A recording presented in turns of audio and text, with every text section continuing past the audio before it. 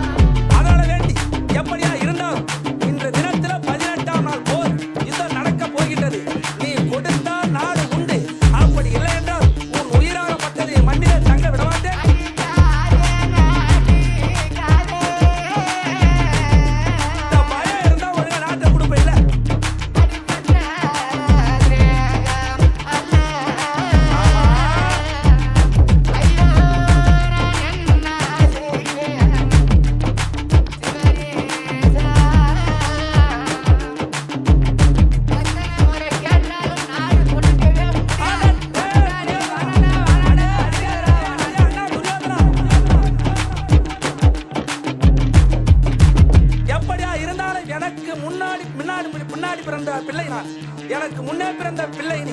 அதனாலே எனக்கு நீ அண்ணன் முறை என்பதனால் நான் அடித்தால் எனது பாவம் எனக்கு நேர்ந்து விடும். அதனால வேண்டி எனக்கு சேர வேண்ட நாடு கொடு. அப்படி இல்லை என்றால் இதோ நான் செய்த சபதம் என்ன தெரியுமா? இதோ எப்பொழுது பத்தினியாக பாஞ்சாலியை வலது துடையில அமர செய்ய சொன்னாயோ அந்த வலது துடைய இருக்க முடியாத இந்த மாதண்டன் என்று சொல்ல முடியாத இந்த எதையினால் உன் துடையை அடித்து அதன் உயிரை போக செய்து உன் ரத்தத்தை எடுத்து என் மனைவிக்கு நான் சொல்ல முடியாத எண்ணெயாக தரவ போகிறேன்.